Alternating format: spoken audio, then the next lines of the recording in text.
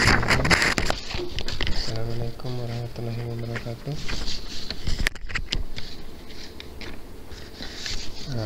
Baik teman-teman, di sini kita masuk di pertemuan keempat ya untuk mata kuliah kajian kurikulum SMK. Baik, di sini saya akan melanjutkan materi tentang kedudukan kurikulum dalam pendidikan. Sebelumnya kita sudah membahas tentang konsep dasar kurikulum, di mana di dalamnya terberisi tentang apa itu kajian, apa itu kurikulum, seperti apa itu pendidikan. Dan sekarang kita masuk di kedudukan kurikulum dalam pendidikan. Sebelumnya juga kita sudah membahas tentang tentang pendidikan dan pengajaran. Nah, sekarang kita mulai masuk di sebab kedudukan kurikulum dalam pendidikan.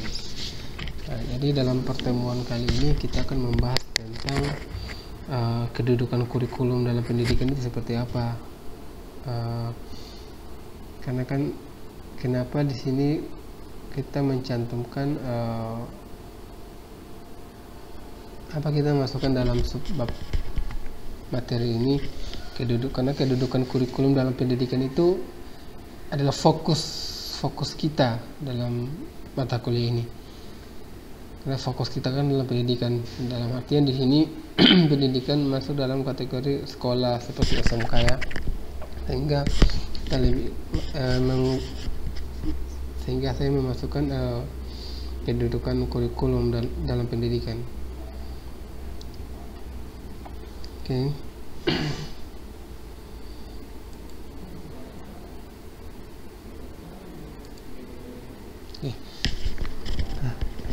Pendidikan berintikan interaksi antara pendidik dengan peserta didik dalam upaya membantu peserta didik menguasai tujuan-tujuan pendidikan. Nah, interaksi pendidikan dapat berlangsung dalam lingkungan keluarga, sekolah, ataupun masyarakat.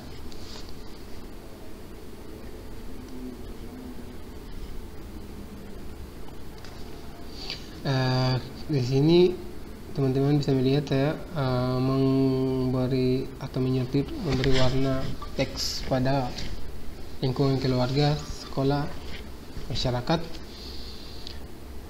Karena di sini untuk interaksi atau kedudukan kurikulum dalam pendidikan itu juga sangat berpengaruh terhadap keluarga, lingkungan sekolah, ataupun masyarakat. Nah, dalam lingkungan keluarga, interaksi pendidikan terjadi antara orang tua sebagai pendidik dan anak-anak sebagai peserta didik. Jadi interaksi ini berjalan tanpa tertulis ya. Nah, orang tua sebagai pendidik dan anak-anak sebagai peserta didik. Ini jangan sampai terbalik ya, karena nggak mungkin anak sebagai peserta didik kemudian orang tua sebagai anak sebagai pendidik dan orang tua sebagai peserta didik. Itu nggak mungkin, karena di sini kedudukannya orang tua itu sebagai pendidik atau pengajar, kan orang tua yang biasa mengajarkan anak-anaknya kemudian anak yang mendapatkan pengajaran atau mendapatkan perhatian dari guru atau dari orang tuanya, seperti itu. Kenapa di sini keluarga sangat penting? Karena dalam lingkungan keluarga kedudukan kurikulum atau pendidikan itu memang sangat penting. Kita ambil contoh di sini untuk durasi waktu sekolah itu dari jam 7 misalkan sampai jam 2. Kalau kita hitungnya jam 7 sampai jam 2 itu ya paling 8 jam. 8 jam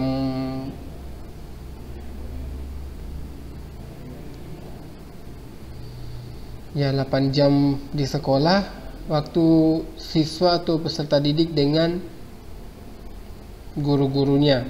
Itu pun belum lagi dipotong dengan istirahat. Kalau gurunya lagi telat atau nggak masuk, atau gurunya tidak sempat hadir, sehingga interaksinya dengan peserta didiknya itu berkurang, nggak full 8 jam ya. Belum lagi pagi itu harus mungkin ada upacara atau apel gitu, biasanya nggak full tank 8 jam. Nah itu kalau dibanding dengan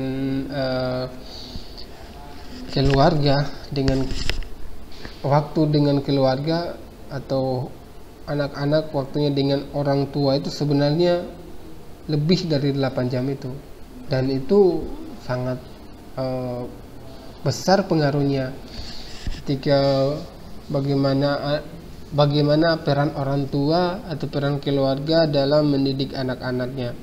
Ya kita ambil contoh, kalau misalkan orang tua yang memang fokus untuk mendidik anak-anak, misalkan kita ambil contoh ibu, dia fokus untuk mendidik anaknya di luar jam sekolah, saya pikir itu sangat pengaruh besar sekali pengaruhnya, karena perannya itu loh lebih dari 8 jam. Dan kita tahu sendiri ya teman-teman di sini, untuk peran ibu itu sangat erat kedekatannya dengan anaknya. Saya yakin juga teman-teman di sini kedekatan teman-teman dengan ibunya sangat erat ya. Mungkin walaupun kadang ada sedikit selisih dengan ibu, tapi untuk batin itu pasti erat sekali kedekatannya. Nah tadi seperti dalam kurikulum pendidikan ini, hubungan dengan keluarga itu sangat besar manfaatnya, sehingga siswa atau peserta didik itu memang terbentuk juga di situ karakternya, bahkan lebih banyak terbentuk di lingkungan keluarga daripada sekolah. Kalau kita lihat misalkan dari mulai bangun subuh, mulai aktivitasnya diajarkan untuk bangun beribadah, salat, atau kemudian aktivitas yang lain mungkin seperti membantu orang tuanya dalam mengerjakan hal-hal kecil yang memang sesuai dengan porsi pekerjaannya. Kemudian atau bisa setelah selesai salat subuh, bagi yang di agama Islam bisa untuk membaca Al-Quran, kemudian atau belajar untuk materi atau pelajaran pada hari itu. Kemudian nah setelah itu kan masih ada waktu sampai jam 7 ya untuk masuk sekolah. Itu kan setidaknya dari kalau waktu subuh, bangun subuh jam 5 sampai jam 7 itu sudah ada 2 jam untuk orang tua dalam mendidik anaknya, memulai dengan kebiasaan yang memang mungkin belum terbiasa dilakukan, seperti bangun subuh tepat waktu, kemudian melaksanakan sholat bagi yang agama Islam. Nah kemudian itu mulai beres-beres rumah atau membantu atau belajar ya, atau mengaji, baca Quran atau baca kitab bagi yang non muslim. Nah itu adalah sebuah pembelajaran yang perlu diterapkan sebenarnya, supaya karena kebiasaan itu akan terbawa-bawa terus. Nah itu baru 2 jam pertama dalam lingkungan keluarga, dan itu sebenarnya pengaruhnya sangat besar, membiasakan anak untuk bangun subuh, sehingga ketika mereka sudah selesai, sudah dewasa, itu hal itu tidak lagi menjadi hal yang berat bagi mereka karena sudah terbiasa. Nah, 2 jam pertama itu sudah sangat-sangat berarti. Kemudian dari bangun sholat subuh, siswanya ke sekolah, kemudian dari sekolah belajar, itu adalah peran guru atau peran sekolah dalam mendidik peserta didiknya. Nah, setelah itu pulang jam 2 ya, jam 2 misalkan kayak ambil contoh jam 2. Mungkin ada juga sekolah yang menerapkan full day school sampai jam 5 sore. Tapi ini kita ambil contoh jam 2. Nah, dari jam 2 sampai jam kita ambil contoh jam 2 sudah pulang ya. Pulang, nah interaksinya sudah mulai lagi dengan keluarga. Baik itu bagaimana tiba di rumah peserta didiknya itu berinteraksi dengan ibunya atau dengan orang-orang di keluarganya. Nah, dari situ juga peran ibu misalkan sudah mulai lagi berperan penting bagaimana mereka mendidik anaknya. Oh, pulang dari sekolah apa-apa yang harus dilakukan, misalkan langsung mengganti pakaian atau setelah pulang sekolah mengganti pakaian kemudian makan, istirahat atau melakukan hal-hal yang lain atau sholat dulu atau bagaimana. Nah, itu adalah membuat anak melakukan sebuah kebiasaan yang baik, karena kita lihat banyak juga kita temukan di luar atau di lingkungan di sekitar kita, kadang anak-anak sekolah ya namanya juga anak-anak sebenarnya, tapi itu adalah tidak jauh dari pendidikan atau peran orang tua. Biasanya mereka pulang sekolah kita lihat kadang keluar masih bermain menggunakan seragam sekolahnya. Ya mungkin tidak masalah sebenarnya dalam artian bermain, tapi mungkin kita bisa atau orang tua bisa membuat sebuah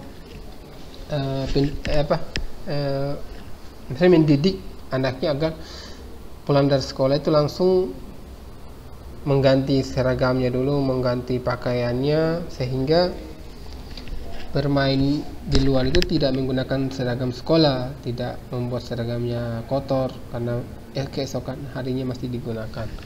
Nah, itu salah satu contoh kecilnya. Kemudian dari situ masih ada peran penting sampai malam ya, sampai malam hingga tidur malam anaknya atau peserta didiknya. Nah, betapa besarnya waktu yang diberikan oleh orang tua untuk mendidik anak. Nah, jadi kalau menurut saya sih di sini memang sebenarnya peran sekolah itu tidak terlalu, walaupun kita tahu ya memang untuk belajar atau menambah ilmu pengetahuannya, menambah wawasannya itu memang sekolah perlu, tapi setidaknya untuk pembentukan karakter atau perilaku anak-anak itu lebih diutamakan ketika di lingkungan keluarganya. Mereka bagaimana berinteraksi dengan keluarganya, berinteraksi dengan orang-orang sekelilingnya, bagaimana orang tua mendidik anak-anaknya sehingga menjadi karakter yang lebih baik, sopan santunnya seperti apa. Nah, itu contoh untuk pendidikan di lingkungan keluarga. Kemudian yang kedua, interaksi pendidikan di sekolah ya. Nah, di sekolah juga ini sangat penting dari sisi akademik, karena biasanya untuk penunjang menunjang karir atau menunjang masa depannya seperti itu. Dalam artian di sini ketika anak-anak bersekolah memang jelas pasti di lingkungan sekolah anak-anak akan dididik sesuai dengan kemampuannya. Kemudian di sini banyak diberikan ilmu pengetahuan, baik itu ilmu tentang alam, ilmu tentang sosial, atau ilmu tentang kerohanian atau apapun itu, setidaknya sesuai dengan kurikulum masing-masing sekolah. Setidaknya mereka jelas tujuan sekolah itu untuk mendidik anak menjadi lebih baik. Nah, kemudian di lingkungan sekolah juga ada pengakuan dari sisi akademik atau dalam pemerintahan seperti ijazah ya, atau seperti piagam, atau mungkin intinya ada pengakuan dari sisi akademiknya seperti itu, sehingga lingkungan sekolah juga ini memang kaitannya erat dengan kehidupan peserta didik ini, karena mereka dari umur 6 tahun sampai mulai 7 tahun ya, 7 tahun mulai masuk SD.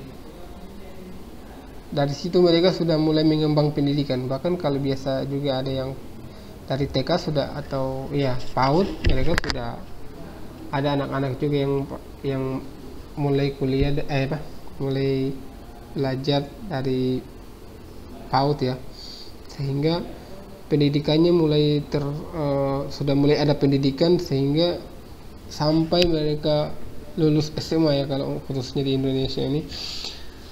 Dan itu dilakukan setiap hari kecuali hari libur.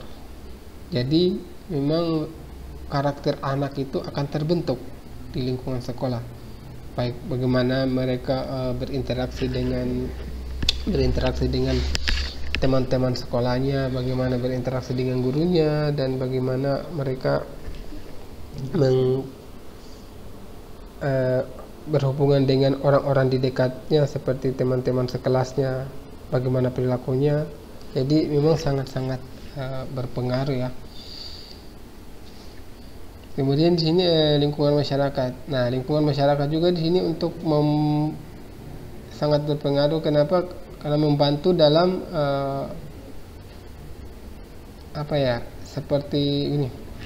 Misalkan anak-anak kalau hanya belajar toh juga, itu yang ada hubungan sosialnya akan berkurang ya. Nah, ini juga sangat penting karena hubungan sosial dengan orang-orang di sekelilingnya. Jangan hanya belajar toh, kemudian pas pulang ketika keluar di lingkungan masyarakat pada bingung, ini orang-orang, loh ini anaknya siapa kok, kenapa baru kelihatan. Jadi hubungan dengan masyarakat ini berkurang, sehingga ini juga masuk dalam kedudukan kurikulum dalam pendidikan.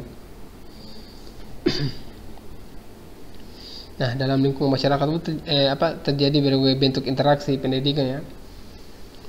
Dari yang sangat formal yang mirip dengan pendidikan sekolah dalam bentuk kursus misalkan. Ini juga contohnya. Nah, dalam pendidikan masyarakat sebenarnya tidak harus hubungannya mereka interaksinya seperti biasa. Ada juga kan di lembaga-lembaga kemasyarakatan seperti ada yang membuat kursus sehingga itu juga adalah bentuk pendidikan ya, kepada anak-anak yang ingin melatih soft skillnya ya, atau melatih kemampuannya dalam, misalkan kita ambil contoh kursus band, atau biasanya vokal group, atau dia hobinya menyanyi, atau ada yang hobinya kalau hobinya main game, bisa saja kita buatin kursus game online itu, sehingga memang kedepannya dia bisa fokusnya ke situ. Nah, ada juga yang kursus untuk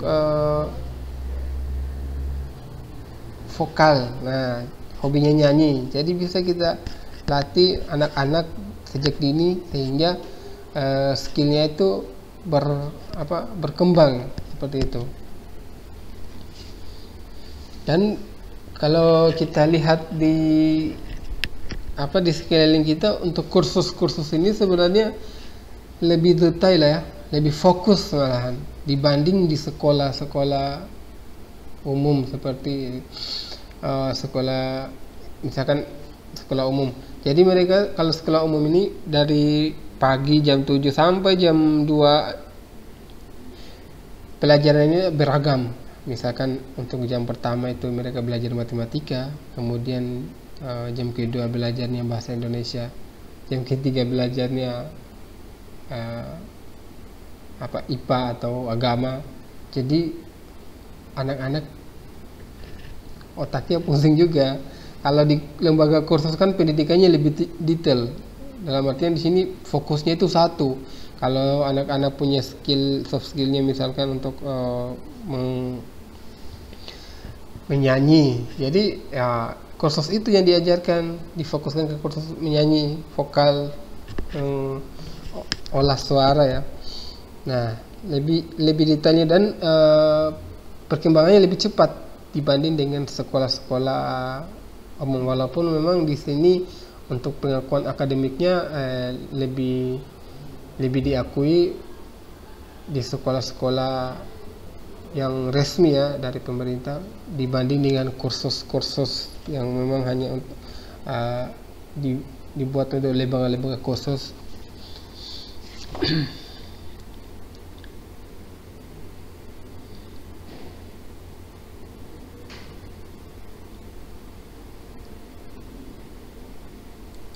Oke, di sini pendidikan formal memiliki beberapa kelebihan dibanding dengan pendidikan informal dalam lingkungan keluarga.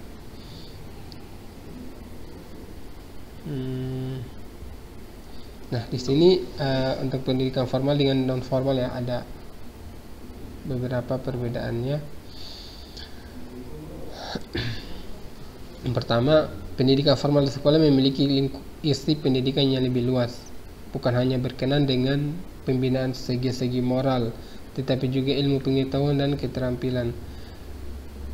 Nah, seperti yang saya jelaskan tadi, kita ambil contoh perbedaan kursus dengan pendidikan di sekolah. Nah, memang walaupun memang luas cakupannya, tapi untuk fokusnya itu kurang ya. Misalkan seperti soft skillnya itu kalau di pendidikan umum, pendidikan sekolah itu kita tidak melihat sebuah kekhususan itu. Hanya belajar umumnya. Bahkan kalau untuk pelajaran itu mereka memang untuk anak-anak SD yang dibawakan itu ya skill basicnya saja ya, dibanding dengan pendidikan yang non formal.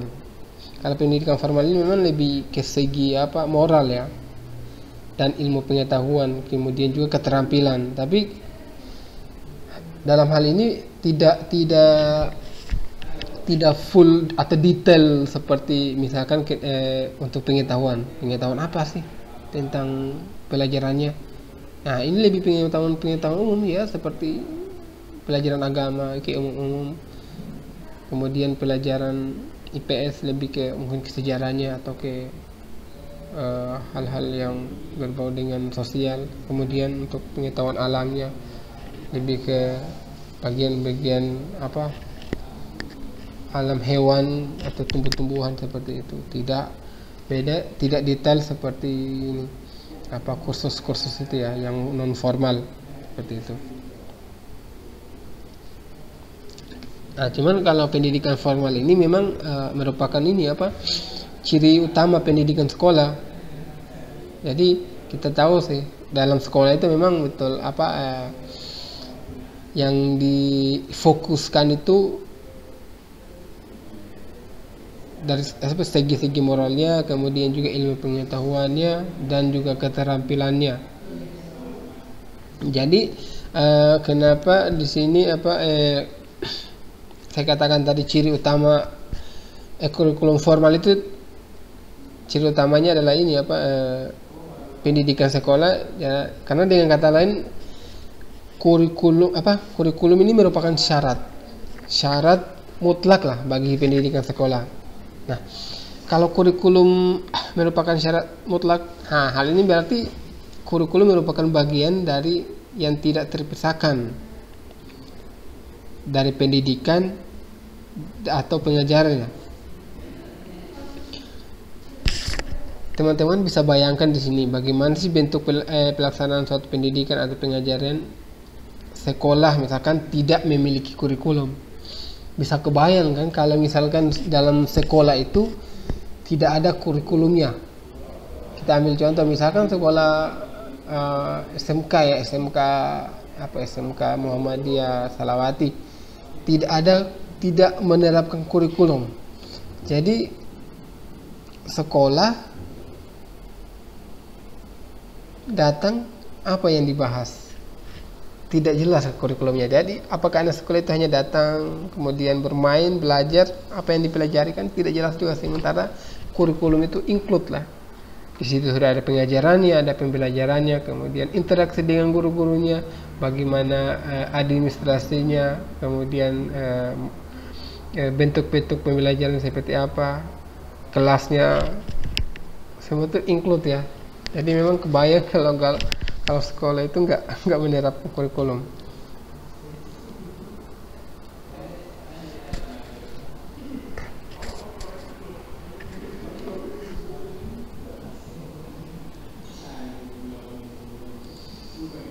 Nah, kedua, pendidikan di sekolah dapat memberikan pengetahuan yang lebih tinggi, lebih luas dan mendalam.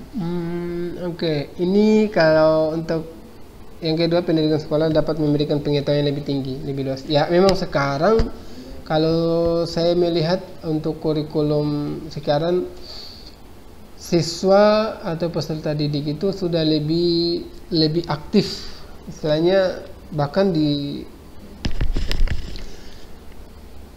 lembaga perguruan tinggi saja mahasiswa sudah lebih aktif daripada dosennya. Dalam artian sini kegiatan-kegiatan kemahasiswaan itu sudah banyak dilibatkan. Kita ambil contoh ketika saya kuliah dulu, kegiatan kemahasiswaan itu sangat sedikit ya. Kenapa? Dalam artian karena mahasiswa paling diberi masuk kuliah, dikasih tugas, buat tugas, ujian. Kalaupun praktek ya paling prakteknya di lab, atau mungkin prakteknya tidak seperti sekarang. Sekarang kegiatannya sangat banyak. Bahkan kegiatan ekstrakurikuler ya, atau kegiatan di luar kampus. Apalagi sekarang pemerintah sudah mengeluarkan kebijakan MBKM ya. MBKM itu Merdeka Belajar Kampus Merdeka, sehingga mahasiswa itu lebih banyak dilibatkan. Bagi di situ ada kegiatan pertukaran mahasiswa, ada kegiatan di luar kampus, bahkan itu diakui dalam bentuk dikonversi SKS-nya, sehingga teman-teman itu lebih aktif, lebih luas lagi dan lebih mendalam lagi untuk mengembangkan soft skillnya, dan lebih dalam lagi dalam mengembangkan ilmunya, belajarnya lebih jauh lagi. Kalau teman-teman di sini ikut Permata Sakti misalkan, saya yakin juga ada beberapa teman-teman di Prodi ini yang sudah ikut Permata Sakti ya, pertukaran mahasiswa. Nah, itu kan kita bisa menilai bahwa mahasiswa itu lebih, atau peserta didik itu, siswa itu lebih diaktifkan ya, dibanding dulu kurikulum yang sebelum-sebelumnya. Kalau kurikulum yang misalkan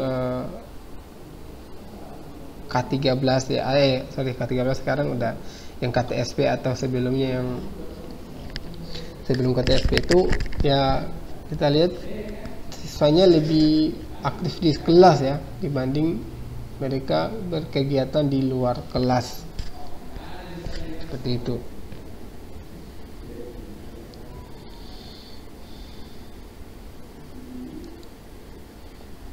Nah, kemudian yang ketiga, karena memiliki rancangan kurikulum,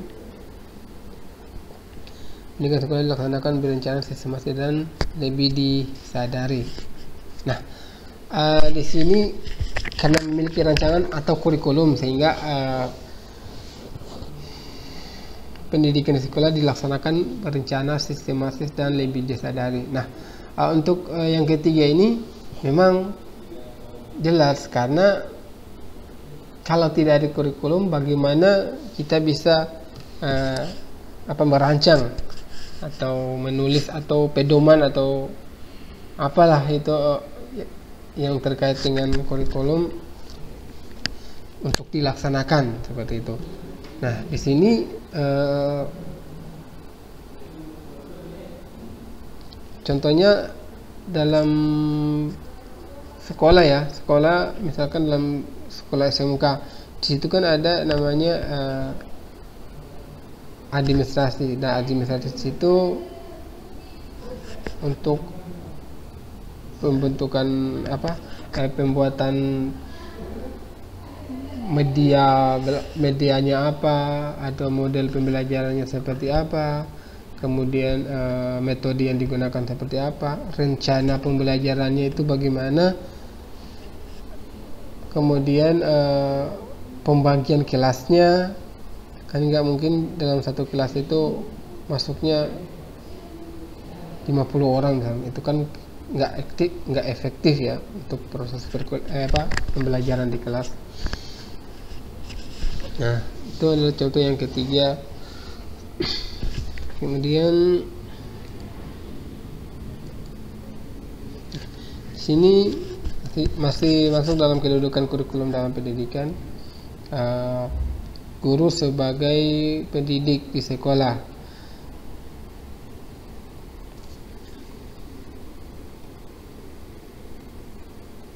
Nah, guru sebagai pendidik sekolah telah dipersiapkan secara formal dalam lembaga pendidik guru, sehingga peran guru dengan pengembangan kurikulum juga sangatlah penting. Berhubungan dengan itu, kedudukan kurikulum dalam dunia pendidikan antara lain, kurikulum mempunyai kedudukan sentral dalam seluruh proses pendidikan. Kurikulum juga merupakan suatu rencana pendidikan. Nah, kurikulum merupakan suatu bidang studi. Nah, di sini yang perlu digarisbawahi, kurikulum mempunyai kedudukan sentral dalam seluruh proses pendidikan. Ya, apalagi kebijakan pemerintah memang untuk proses pendidikan di Indonesia sendiri ini tidak lepas dari namanya kurikulum. Dia sudah sudah menyatu ya, sudah mendarah daging. Pendidikan di Indonesia itu tidak terlepas dari kurikulum. Kemudian yang kedua, kurikulum mempunyai kurikulum merupakan suatu rencana pendidikan. Ya, memang kurikulum merupakan suatu rencana pendidikan. Kita tahu karena rencana, misalkan pendidikan di Indonesia, kalau tidak ada kurikulumnya kita nggak bisa merencanakan seperti itu. Bagaimana kita mau merencanakan pendidikan di Indonesia bisa maju, bisa berkembang kalau kurikulumnya tidak ada. Kita ambil contoh saja sekarang, perkembangan kurikulum itu dari tahun 19 berapa itu sudah banyak terjadi perubahan, baik itu perubahan administratif atau perubahan teknisnya. Itu yang jelas terjadinya perubahan itu karena untuk melihat perkembangan, dan kita melihat perkembangan yang akan, misalkan contoh gini, dalam kurikulum kalau tidak ada perkembangan atau tidak ada progres lah seperti itu, jadi itu akan dievaluasi. Nah, kita ambil contoh dalam satu pendidikan, misalkan dalam 1 tahun lah, 1 tahun, kurikulum yang digunakan ini sudah sesuai nggak dengan sekolah atau pembelajaran di kelas. Kalau misalkan tidak sesuai, itu perlu dievaluasi dan harus dikembangkan atau dirubah, baik itu dari sisi gurunya atau dari sisi siswanya. Tetap harus ada yang namanya perubahan, sehingga kita bisa melihat lagi ketika dievaluasi, oh ternyata yang perlu dirubah itu ini, gurunya itu mungkin dalam 1 hari perlu mengajarnya begini saja, tidak perlu full mengajar, sehingga mereka punya porsi atau punya energi dalam mengajar cuma beberapa waktu, dan ini lebih efektif misalkan seperti itu. Atau bisa juga ketika dilihat, oh kelasnya ini terlalu banyak ya, atau kalau terlalu banyak mungkin bisa dikurangi. Nah, hal-hal seperti itulah yang dimaksud dalam kurikulum merupakan suatu rencana pendidikan. Karena kalau tidak ada rencana, tidak ada progres, tidak ada tindakan yang dilakukan seperti itu. Nah, di sini juga kurikulum merupakan suatu bidang studi. Nah, ya, dalam kurikulum memang masuk di suatu bidang studi ya. Kita ambil contoh, kalau misalkan tidak ada bidang studi, apakah kita meratakan semua umum, atau misalkan bidang studi matematika, kan kalau misalkan ada siswa atau peserta didik, bahkan teman-teman di sini yang tidak terlalu hobi atau malas belajar matematika, kan harus belajarnya ke prodi lain, misalkan seperti IPA. Kalau soft skillnya mungkin mau belajar teknik informatika, jadi memang harus ke teknik informatika seperti itu ya.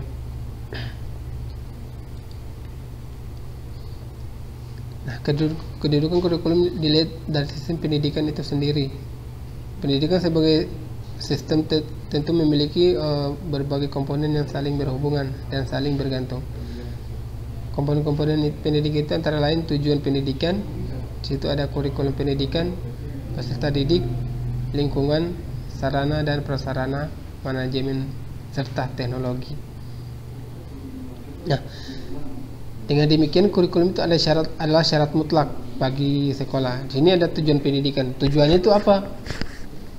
Pasti ada tujuan pendidikan. Misalkan seperti ketika teman-teman sini belajar di kampus mata kuliah desain grafis misalkan. Jadi tujuannya apa? Apakah hanya untuk dapat nilai? Ya, kalau hanya untuk dapat nilai, saya pikir bukan cuma itu ya. Tapi teman-teman di sini pasti untuk menambah soft skillnya dalam belajar desain grafis. Kemudian dapat membantu untuk pengembangan dirinya ketika nanti mungkin ada yang memilih untuk melaksanakan penelitian atau tugas akhirnya itu tentang desain grafis. Setidaknya dia sudah punya basic, punya basic untuk belajar desain grafis, dan itu adalah soft skill yang teman-teman punya. Kemudian kurikulum pendidikan, peserta didik. Nah, di sini ada juga lingkungan, sarana dan prasarana yang harus dalam pendidikan itu memang perlu sarana dan prasarana. Misalkan dalam sekolah, kalau tidak ada gedung misalkan, ya tidak mungkin kita belajar hanya di luar gedung terus. Pasti ada juga yang namanya belajar di lingkungan.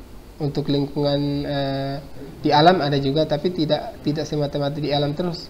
Belajarnya juga di dalam gedung perkuliahan seperti itu. Kemudian sini ada teknologi. Nah, teknologi sekarang memang dari dulu sih perkembangan teknologi selalu digunakan. Ya, walaupun mungkin dalam artian sini teknologi tidak harus semata-mata menggunakan media elektronik ya, karena perkembangan teknologi itu bisa berupa keterampilan. Nah, kita ambil contoh saja pada saat dulu kalau belajar itu masih menggunakan belajar dalam kelas terus, itu kan bosan ya, teman-teman pasti bosan. Nah, ada namanya perubahan ketika dievaluasi lagi, oh ternyata mahasiswa ini kalau belajarnya cuma ceramah toh, mereka kadang ada yang mengantuk, ada yang mungkin malas ya, cuma mendengarkan, tidak mudah menanggapi mata kuliah atau pelajarannya. Nah, sehingga ada lagi dikembangkan, mata kuliah ini seharusnya ada praktikumnya. Nah, itu adalah proses perkembangan ya, perkembangan dari kurikulum, kemudian teknologinya juga. Nah, sementara kan kita lihat di sini untuk perkembangan teknologinya tidak menggunakan media elektronik ya seperti. Namun ada perubahan atau keterampilan dari awalnya belajar cuman menggunakan materi di kelas dalam bentuk ceramah, sehingga di sini ada perubahan diselingi dengan adanya praktikum, sehingga siswa atau mahasiswa yang tidak yang masih bingung atau boring atau bosan ya kalau belajarnya dalam kelas, mereka lebih aktif belajar di lab komputer atau langsung praktek seperti itu.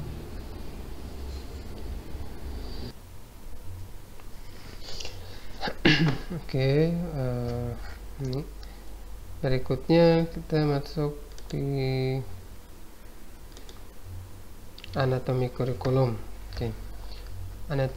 Anatomi kurikulum itu dapat diartikan sebagai struktur atau komponen yang selalu menjadi kajian dalam kurikulum itu. Memang anatomi kurikulum ini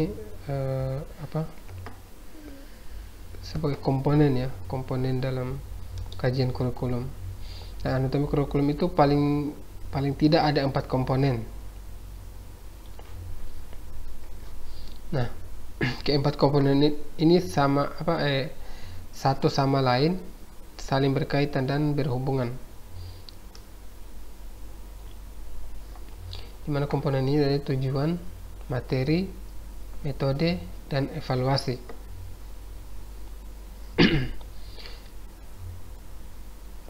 Komponen merupakan unsur atau bagian yang sangat esensial dalam keseluruhan bagian kegiatan pendidikan. Jadi komponen kurikulum dimaksudkan adalah bagian atau unsur yang berhubungan dari satu sama lain. Dimana di sini tentang tujuan ya tujuan. Jadi jadi teman-teman di sini mungkin akan bertanya, 4 komponen itu adalah tujuan, materi, metode, dan evaluasi. Jadi misalkan tujuan apa sih tentang tujuan atau dalam kurikulum itu? Nah, jadi tujuannya itu adalah apakah seharusnya apa yang seharusnya dicapai oleh sekolah. Misalkan tujuan lebih diorientasikan kepada arah atau suatu program yang diinginkan oleh sekolah. Misalkan tujuan kurikulum itu menjadikan siswa itu lebih berakhlak dan perilakunya baik gitu. Jadi di situ kan sudah ada tujuannya. Jadi tinggal bagaimana di dalam kurikulum itu dibuat agar mereka diajarkan tentang perilaku yang baik, tentang akhlak yang baik. Nah, kalau misalkan tujuan kurikulumnya adalah menjadikan siswa sebagai siswa yang mempunyai soft skill di dalam bidang desain grafis misalkan. Jadi di kurikulumnya itu sudah dijelaskan atau dibuat dalam kurikulum apa saja sih yang harus dipahami oleh siswa untuk mencapai tujuan itu, misalkan seperti desain grafis tadi. Jadi mereka harus mengetahui basicnya itu untuk menjadi profesional dalam desain grafis seperti apa. Misalkan untuk harus menguasai komputer, dalam artian di sini software Corel Draw misalkan, atau Photoshop atau Adobe Illustrator. Jadi itu adalah sudah ketahuan tujuannya dan komponennya itu apa yang harus disiapkan, yang harus dikuasai ya, untuk memperoleh tujuan itu, seperti itu. Nah, tujuan ini memang sangat penting. Jadi untuk mengukur untuk menjadi tolak ukur dalam menggapai atau sebagai bahan ketika evaluasi pengembangan kurikulum ya. Nah, ketika kita sudah mengetahui tujuannya apa, jadi di situ teman-teman sudah bisa merancang atau membuat yang harus dilakukan pertama itu ini, kemudian yang kedua ini untuk mencapai tujuan itu. Sama halnya seperti teman-teman ketika ingin ke Misalkan yang tinggal di Kabupaten Sorong ingin ke kota, ke bandara, jadi sudah ketahuan tujuannya itu bahwa adalah di bandara. Nah, teman-teman harus untuk mencapai tujuan itu bagaimana caranya? Banyak caranya. Misalkan sudah ketahuan, misalkan dari Aimas ke bandara itu harus melewati jalan ini, misalkan jalan tren itu harus lewati mana, kemudian di bagian mana jalan trennya, dan menggunakan apa lagi, misalkan harus menggunakan mobil atau menggunakan kendaraan motor. Nah, itu adalah bagian dari komponen-komponen untuk mencapai tujuan tadi itu. Itu adalah cara-cara atau capaian-capaian yang harus diselesaikan untuk memperoleh tujuan tadi itu. Nah, kemudian harus menggunakan mobil apa, misalnya kendaraan apa, kemudian waktu ke bandara itu kapan, misalkan ke bandaranya besok jam 11, jadi sebelum jam 11 itu sudah harus dipersiapkan, misalkan berangkatnya jam 10, 1 jam lagi keberangkatan, kemudian baru nyampe di bandara. Nah, itu harus dipikirkan memang. Nah, seperti itulah contohnya, misalkan untuk sebagai tujuan ya dalam komponen kurikulum, anatomi kurikulum ini. Kemudian pertanyaan tentang materi ya, bagaimana sih pengalaman belajar siswa agar terorganisir secara efektif.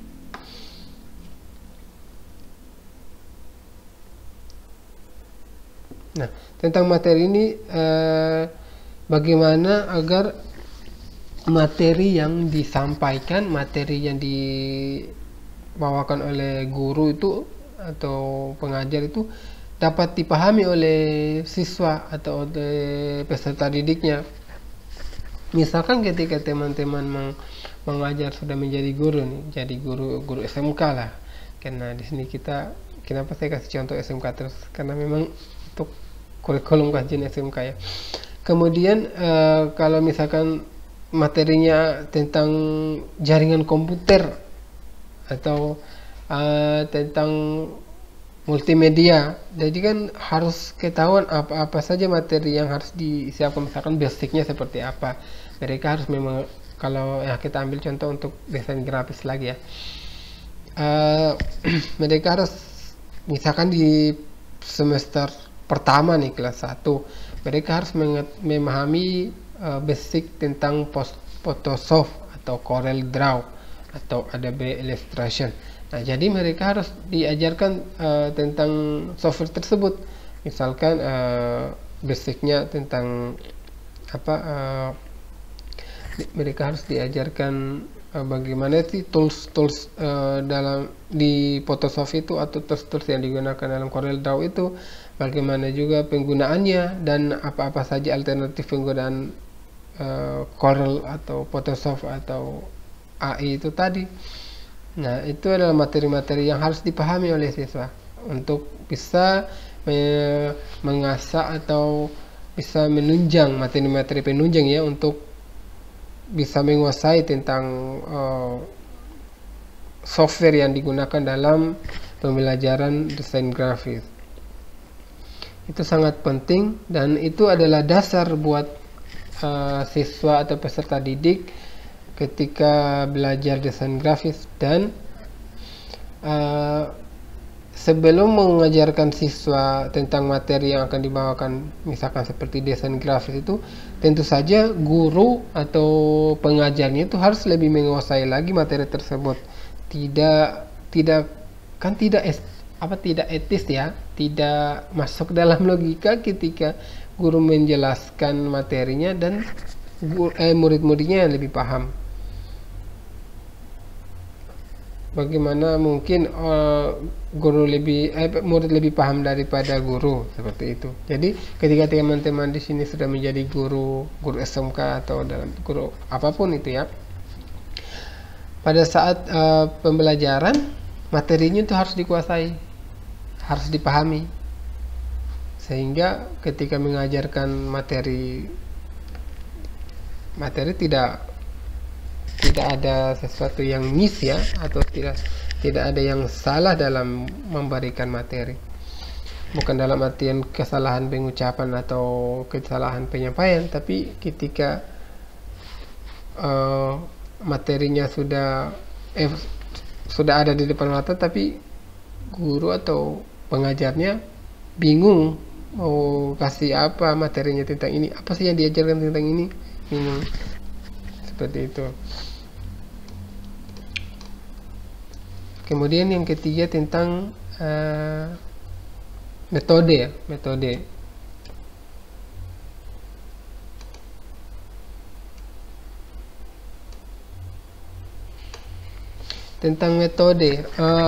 metode di sini, ini juga metode masuk dalam komponen pembelajaran, dan metode di sini bagaimana struktur ya, bagaimana cara atau model pembelajarannya atau bahan ajarnya seperti apa. Ini metode-metode dalam melakukan atau mengajar ya.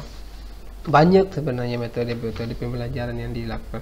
Kalau teman-teman bisa searching di Google atau baca referensi tentang metode pembelajaran, itu banyak metode atau model pembelajarannya. Misalkan kita ambil contoh tadi di awal, ada siswa ketika dia diajarkan hanya gurunya ketika menjelaskan di depan kelas, siswanya bingung, loh ini apa yang disampaikan, dia nggak bisa menanggapi apa yang disampaikan oleh guru, walaupun materinya mungkin penyampaiannya sudah pelan atau penyampaiannya secara seksama, secara step by step. Tapi ada ya, saya pernah dan selalu menemukan beberapa peserta didik itu, mereka ketika menjelaskan, kita hanya berbicara di depan saja, toh sama sekali nggak ngerti ya. Jadi yang ada jadinya hanya krik-krik. Nah, itu adalah merupakan metode yang perlu dikembangkan. Ada metode yang harus diterapkan dalam proses pembelajaran tersebut. Nah, misalkan seperti kita ambil contoh mata pelajaran desain grafis itu. Kenapa kalau cuma ceramah saja kita menjelaskan, tools misalkan mata pelajaran desain grafis, kemudian materinya itu tentang Corel Draw atau Photoshop ya misalkan. Nah, kita menjelaskan dalam Photoshop itu ada namanya tools, kemudian tools itu ada yang namanya rectangle tools, ada pen tools, ada seleksi tools. Nah, itu kan kalau misalkan siswa hanya mendengarkan, pasti bingung, apalagi mereka yang belum familiar atau belum menggunakan Photoshop misalkan. Jadi siswa itu pasti akan menerka-nerka yang disebutkan oleh guru saya itu seperti apa ya, yang pen tool itu seperti apa, rectangle tool itu seperti apa, untuk menyeleksi gambar itu yang bagaimana. Nah itu yang menjadikan proses pembelajaran itu makin beragam dengan adanya banyaknya metode-metode yang digunakan. Sama halnya dalam misalkan mata pelajaran tentang misalkan di sekolah umum ya, tentang pelajaran IPA misalkan, ketika gurunya menjelaskan tentang mata pelajaran biologi misalkan tentang hewan, menjelaskan tentang hewan jerapah gitu, guru menjelaskan tentang hewan jerapah, kemudian dia hanya menjelaskan dalam bentuk, jerapah itu bentuknya seperti ini, warnanya seperti ini, kemudian kakinya begini, ada berapa, tangannya ada berapa, bentuknya itu begini, ekornya seperti ini. Nah, itu kalau misalkan siswa yang pernah melihat patung atau mainannya itu ya jerapah, ya sudah bisa kebayang, oh ini. Tapi bagaimana mereka siswa atau peserta didik yang belum mengetahui seperti apa sih jerapah itu, belum pernah melihat sama sekali. Jadi mereka pasti akan menerka-nerka bayangannya seperti apa jerapah itu. Nah, disitulah gunanya metode ini diberlakukan. Nah, kalau seperti itu tadi contoh yang saya sampaikan tadi. Nah, dengan adanya metode pembelajaran yang beragam itu, bisa saja kalau di sekitar sekolah atau di dekat sekolah, mungkin di lingkungan sekolah atau di kota sekolah tersebut ada yang namanya kebun binatang, kemudian di situ ada hewan jerapahnya, bisa siswanya diadakan praktek atau terjun langsung ke kebun binatang. Jadi metode begitu bisa digunakan untuk lebih meyakinkan atau membuat siswanya lebih mengerti, paham, oh tentang ternyata ini yang namanya jerapah, ternyata jerapah itu seperti ini hewannya. Nah, hal-hal yang begitu yang perlu diperhatikan sebenarnya dalam proses pembelajaran. Sama halnya seperti tadi tentang materi desain grafis tadi, tentang Photoshop tadi. Kalau metodenya tidak dimodifikasi, hanya menggunakan ceramah, toh saya bisa pastikan atau teman-teman juga bisa yakini kalau itu nggak akan efektif, karena materi tentang desain grafis itu harus dikembangkan lagi dengan adanya praktikum, misalkan langsung belajar di lab komputer, atau bisa juga menggunakan teman-teman atau pengajar di sini bisa langsung mempraktikkan di depan peserta didiknya, memperlihatkan, oh software Photoshop itu seperti ini, modelnya itu nanti seperti ini, bisa ditampilkan di layar monitor atau di infocus, atau bisa juga di depan laptop atau komputer praktikum. Nah, dijelaskan bagian tools-toolsnya itu di sebelah sini atau di bagian pojok kanan atau pojok kiri atas. Kemudian ada itu lembar kerjanya seperti ini, kemudian layar awalnya itu ketika membuka Photoshop seperti ini. Jadi kan itu jelas, siswa itu langsung melihat, oh ini toh namanya Photoshop, ini toh yang namanya Corel Draw, oh seperti ini ternyata Adobe Illustrator itu, atau software yang lain. Jadi dengan begitu mereka lebih menanamkan, lebih tertanam di pikirannya, oh ini lebih menangkap gitu materinya. Jadi ketika dijelaskan oleh gurunya, sudah ada bayangan, oh ini yang namanya pen tools, atau ini yang namanya hewan jerapah, begini ternyata warnanya, ini ekornya itu seperti ini, dan giginya itu ada bentuknya seperti ini. Nah, dengan begitu kan ada perkembangan, karena ada kolaborasi antara metode tadi. Ada juga banyak ya sebenarnya metode-metode pembelajaran, dan kalau teman-teman baca atau search di jurnal-jurnal metode pembelajaran itu sangat banyak. Ada juga metode problem solving, langsung belajar dari masalah, misalkan mereka belajar dari persoalan, atau ada juga misalkan mata pelajaran tentang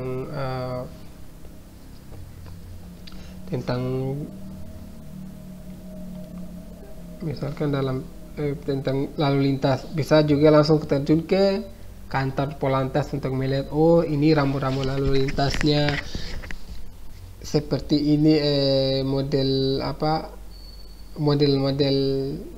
lampu atau traffic light atau rambu-rambu di lalu lintas, ini kegunaannya, ini cara-cara penggunaannya. Nah, kalau begitu kan siswa lebih aktif dan lebih tahu ternyata ini.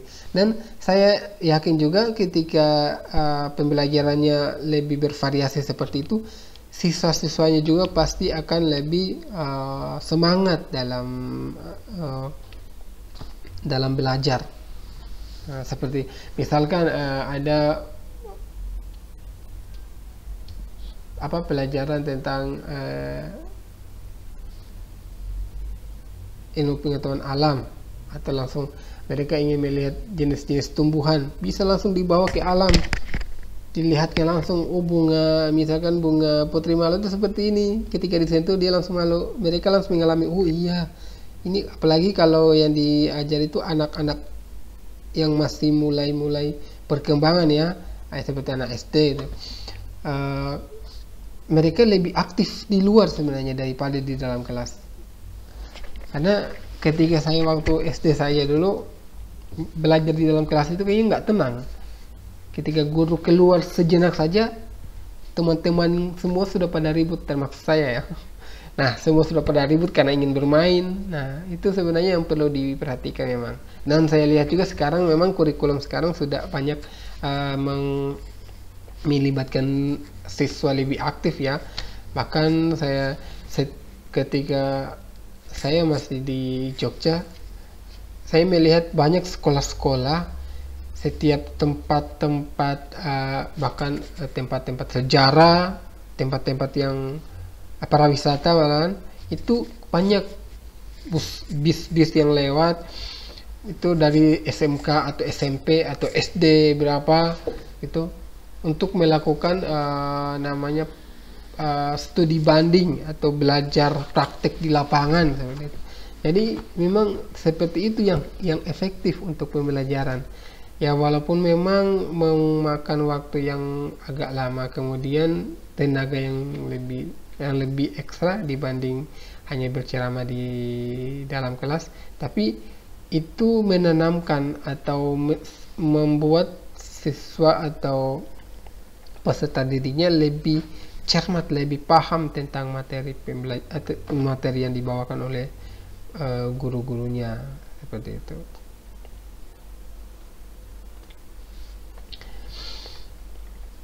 Kemudian di sini ada evaluasi. Ya, evaluasi.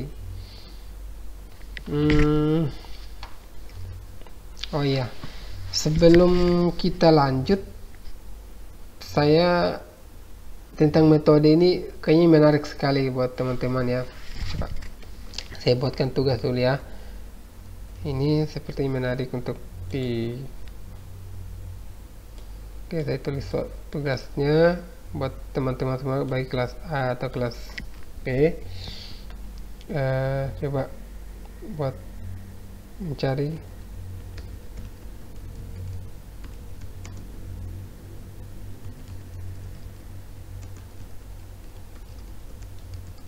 pembelajaran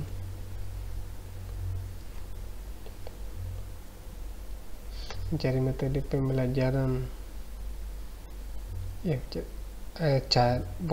cari metode pembelajaran.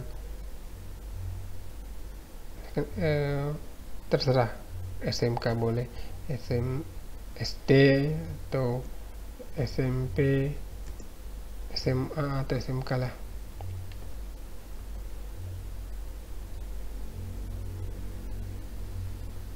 Ya, minimal satu orang,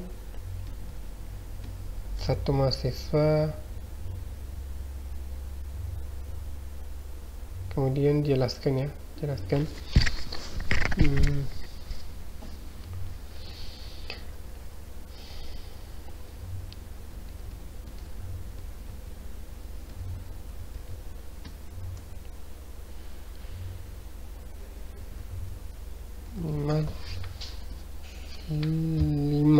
lima metode, kemudian jelaskan ke 5 metode pembelajaran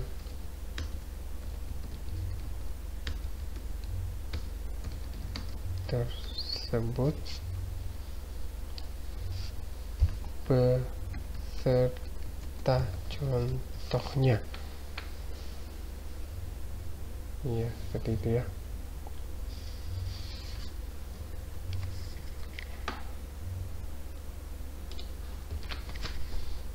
Oke, teman-teman di sini untuk ini tugas satu ya, saya berikan tugas satu.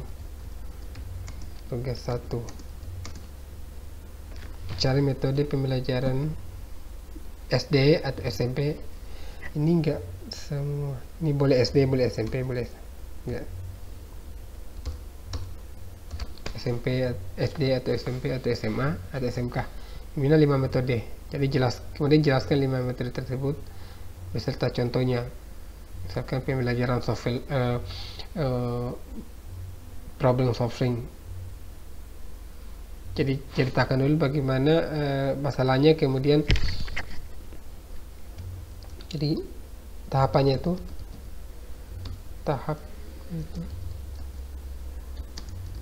masalahnya, kemudian di sekolah mana, maksudnya mana ini, SD, SMP, SMA.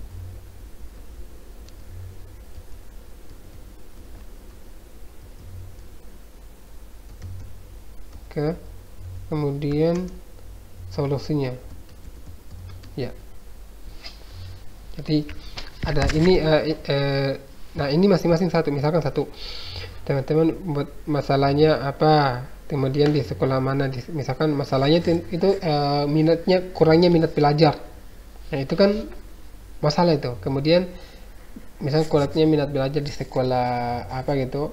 Nah habis itu teman-teman buat solusinya itu menggunakan metode ini. Biasanya tuh kalau misalkan teman-teman baca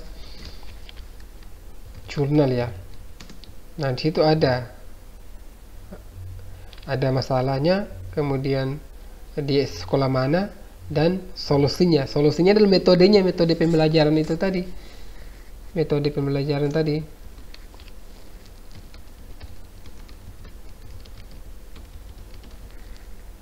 Metodenya apa, model pembelajarannya seperti apa. Nah, seperti itu. Oke. Nah, oke, teman-teman bisa mencatat tugasnya di sini, dan nanti saya akan buatkan link untuk penguploadan tugasnya. Dia formatnya PDF. Terus setiap mahasiswa itu harus beda.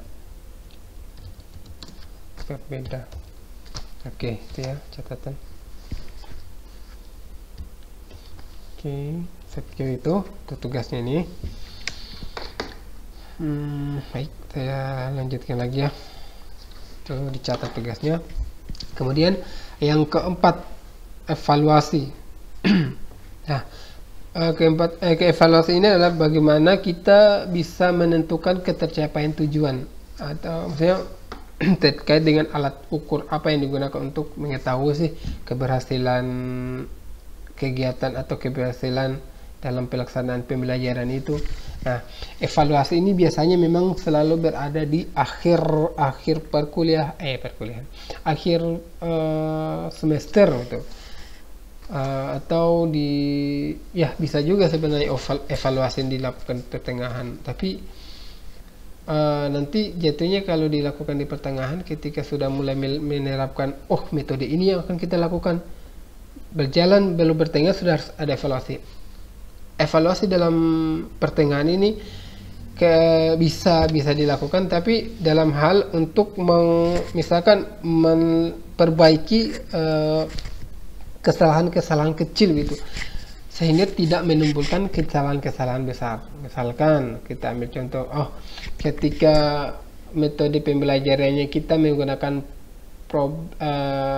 belajar di luar gitu, siswanya belajar di luar, praktek di lapangan ya. Jadi kemudian kita sudah cantumkan, tujuannya itu untuk mengetahui alam di lingkungan kebun binatang. Oke. Jadi kita bisa sudah jelaskan, ini kita akan menggunakan bis, misalkan bis ke tempat tujuan dengan 1 bis. Nah, oke. Kemudian ketika proses perjalanannya sudah mulai perjalanan dari sekolah ke tempat itu, ternyata di pertengahan waktu itu atau pertengahan perjalanan atau sebelum melakukan perjalanan itu bisnya itu nggak muat, nggak cukup lah. Nah, seperti itu kan bisa dilakukan evaluasi. Oh, ternyata nanti kalau misalkan kita akan melakukan praktek di ini, kita harus menambah bisnya minimal 2 bis untuk siswa dan guru sejumlah sekian orang gitu. Nah, itu adalah evaluasi yang bisa dilakukan untuk di pertengahan, atau mungkin ketika teman-teman sudah menjadi pengajar ya, sudah menyusun RPS-nya ya, rencana pembelajaran semesternya. Nah, ketika sudah mulai proses pembelajaran, ternyata ada misalkan untuk mau praktek nih, ada komputer nggak bisa nyala. Bahkan ada dari 10 komputer misalkan, atau dari 20 komputer itu ada 5 yang nggak bisa nyala. Entah itu persoalan teknis atau mungkin ada hal-hal yang terkait dengan perangkat komputernya sehingga tidak bisa digunakan. Nah, itu bisa dilakukan evaluasi untuk misalkan evaluasinya seperti ini. Oh, ini untuk mencegah terjadinya misalkan kejadian seperti ini, ada laptop atau komputer yang tidak menyala, jadi kan sudah bisa disiapkan komputer cadangan atau komputer yang akan digunakan ketika nanti ada problem di komputer lain, seperti itu. Nah, itu adalah evaluasi yang dilakukan. Nah, kalau evaluasi dalam misalkan kita sudah jangka waktu yang panjang kemudian besar ya, untuk dilakukan perubahan. Nah, seperti contohnya gini, ketika sudah hasil akhir pembelajaran di akhir semester kan biasanya ada nilai, guru-guru mengeluarkan nilai untuk siswa-siswanya. Nah, di situ kan kita bisa melihat, oh ternyata mata pelajaran desain grafis ini yang lulus itu dari 10 orang hanya 5 orang misalkan. Nah, itu evaluasi yang seperti itu yang memang harus dilakukan untuk di akhir program. Misalkan kenapa kok siswa yang 5 orang itu tidak lulus atau nilainya tidak baik? Apakah ada metode pembelajaran atau metode yang digunakannya salah atau model pembelajaran itu salah? Nah, itu yang dilakukan di akhir program. Kemudian dilihat lagi apakah mungkin kelasnya terlalu, misalkan dalam satu kelas mungkin ada komputer hanya 10, kemudian siswanya lebih dari 10. Nah, itu juga apakah harus dipecah jadi 2 kelas sehingga memungkinkan siswa-siswanya lebih efektif dalam belajar. Nah, seperti itu juga perlu dilakukan evaluasi di akhir program. Kemudian dilihat lagi apakah siswanya ini mereka mempunyai kemampuan yang kurang dari teman-teman yang lain, atau metode pembelajaran yang dilakukan oleh gurunya yang salah, seperti itu. Nah, evaluasi seperti itulah yang di akhir program yang perlu dilakukan. Beda halnya dengan evaluasi yang akan dilakukan, evaluasi kecil-kecilan ya, seperti yang saya contohkan tadi. Jadi keempat komponen ini memang yang perlu diperhatikan dan harus dipenuhi ya dalam satu kegiatan pengembangan kurikulum. Jadi anatomi kurikulum ini memang sangat penting ketika teman-teman nanti akan sudah terjun ke dunia pendidikan atau pengajaran ya, ketika membuat rancangan kurikulum. Jadi keempat komponen itu tidak bisa berdiri sendiri-sendiri, tetapi harus saling terkait dari satu sama lain, di mana ada tujuannya apa, materi yang dibawakan itu untuk mencapai tujuan apa, kemudian metode yang dilakukan untuk mencapai tujuan itu seperti apa.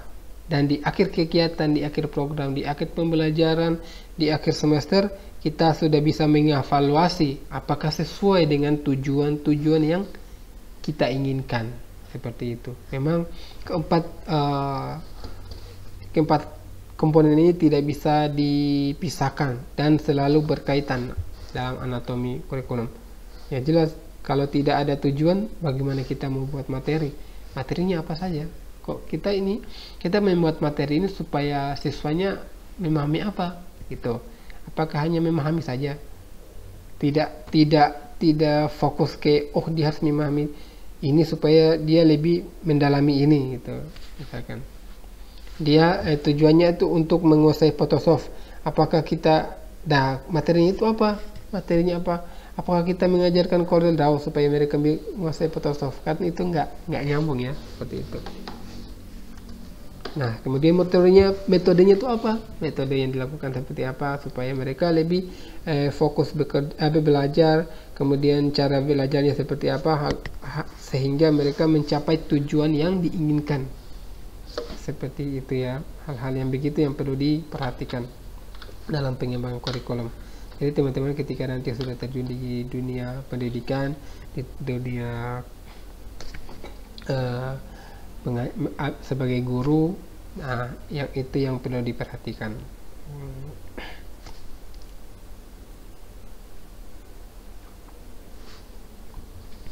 Oke.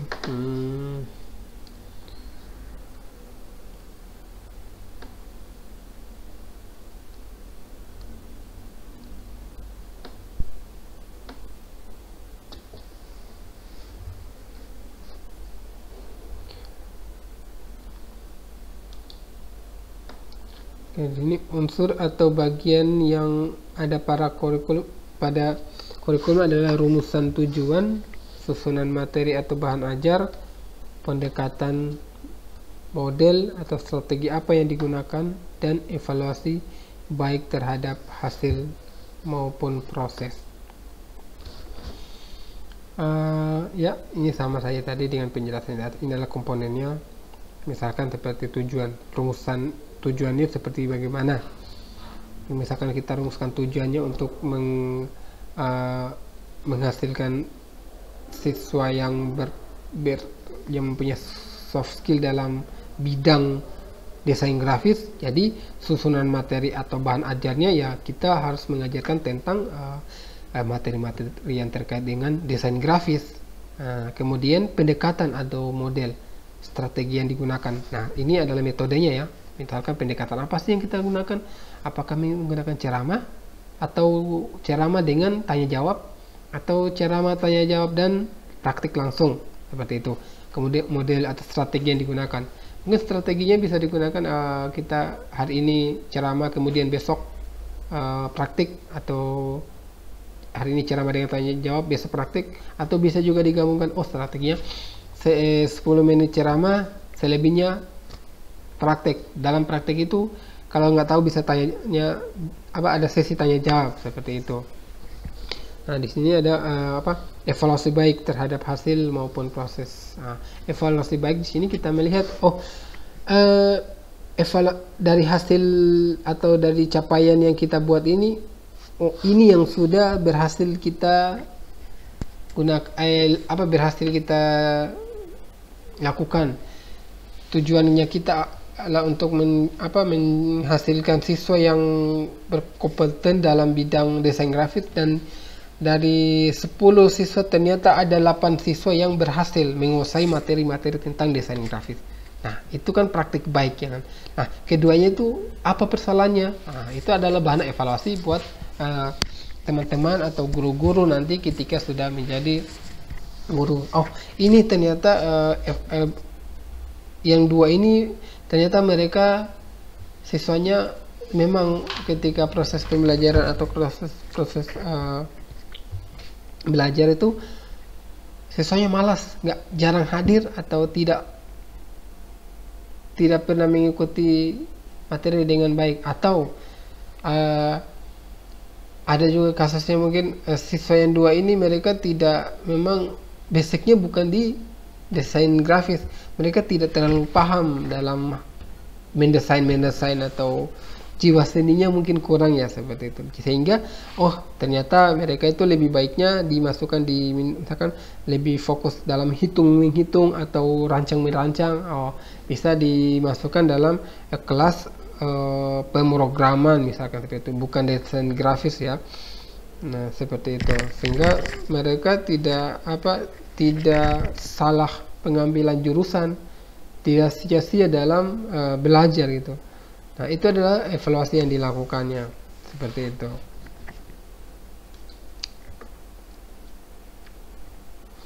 Nah di sini ada menurut Hamid Hasan 1988, kurikulum itu bukanlah sesuatu yang tunggal, akan tetapi merupakan sesuatu yang beragam. Ya, memang kurikulum itu bukan sesuatu yang tunggal ya. Maksudnya gini, jadi dengan melihat contoh di atas tadi, anatomi di atas tadi, memang kurikulum bukan sesuatu yang ditunggal, merupakan sesuatu yang beragam. Dalam artian gini, di dalam kurikulum itu ada yang namanya sebuah ide, kemudian ada namanya proses, ada juga yang namanya evaluasi, ada yang namanya metode atau materi, tujuan. Ya itu adalah bagian dari kurikulum. Tidak hanya tunggal misalkan kurikulum itu adalah untuk pembelajaran tidak ada yang namanya metodenya apa, kemudian evaluasinya seperti apa, materinya apa, atau tujuan yang ingin dicapai itu apa. Ya itu adalah menurut Hamid Hasan ya.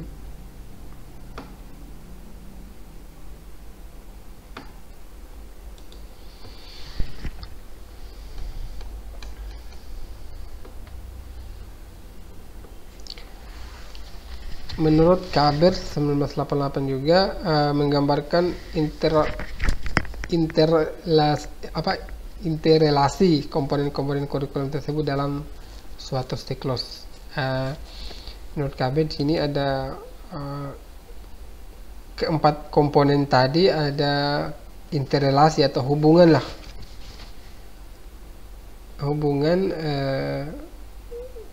dalam kurikulum ya, ada hubungannya, misalkan evaluasi, tujuannya, ada materi, metodenya. Jadi dari keempat komponen ini memang saling berhubungan dan saling terkaitan. Jadi kalau dilihat dari gambar ini, kita bisa mengartikan kurikulum tersebut bisa dilihat dari aspek berbagai dimensi, misalkan lebih mempermudahkan kita untuk, atau teman-teman untuk dalam menyusun atau menggambarkan kurikulum, dimana di sini kan sudah ada tujuan kurikulum itu seperti apa, bagaimana sih tujuannya, apa tujuan yang kita capai, kemudian materinya apa untuk mencapai tujuan itu, kemudian metodenya atau strategi pembelajarannya seperti apa, kita menggunakan model pembelajaran apa yang cocok untuk siswa atau tenaga pengajar ini. Kemudian di situ hasil evaluasinya seperti apa, sehingga dalam proses pembelajarannya bisa terukur atau teratur ya, bisa ada yang namanya tolak ukurnya atau indikatornya keberhasilannya.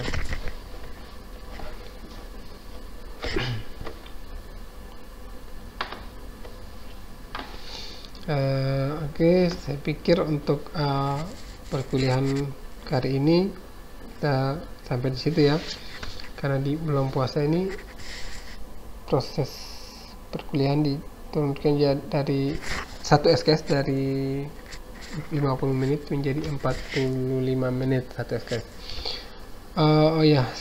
Sebelumnya saya buatkan dulu link untuk daftar hadirnya ya. Saya carikan dulu.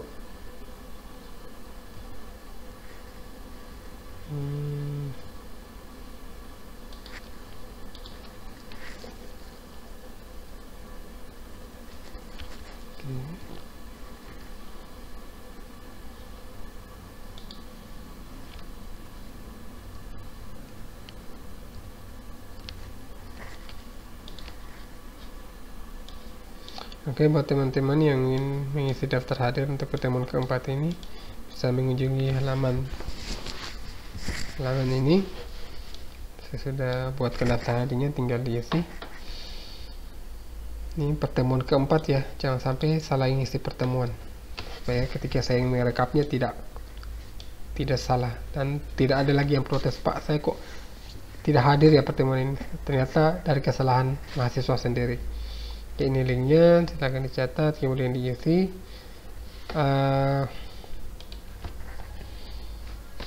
Dan kita akan